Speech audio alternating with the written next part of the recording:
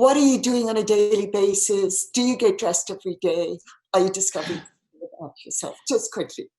I do get dressed every day. I actually have made myself by 10 a.m. at the latest, have a shower and get dressed. And even if I don't know what the hell to do with myself, I feel like I've made an effort.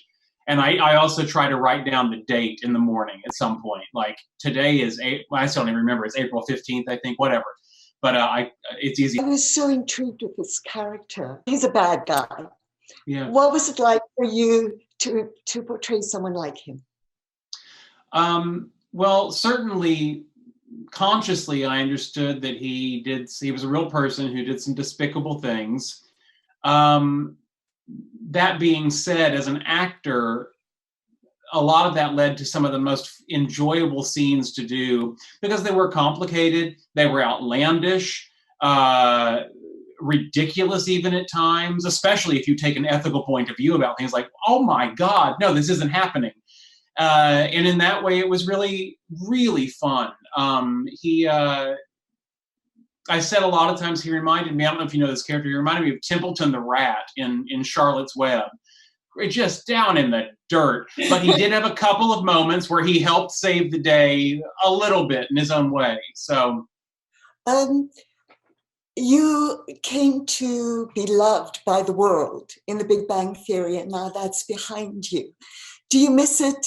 I really miss the people. I really do. We were very lucky. We got to do 12 years is a lot of that show to do, and a lot of the time to explore that character. So the show itself, I'm not really missing doing that much because I got to do so much of it.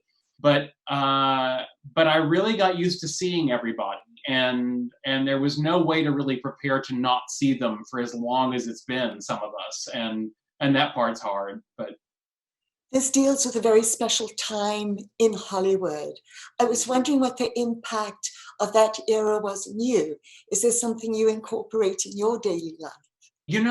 I feel like I learned more about this era by doing this show than I ever was cognizant of before. I had certainly seen old movies from the past. I've always been a big fan of like Katharine Hepburn, but I hadn't given it that much thought. And it was one of the most fruitful things about doing this project for me was what an introduction to this era it gave me, and a feeling of romanticism about Hollywood in general that I hadn't had before. Not that I didn't love Hollywood, but this added a certain amount of depth, and it was a really exciting time.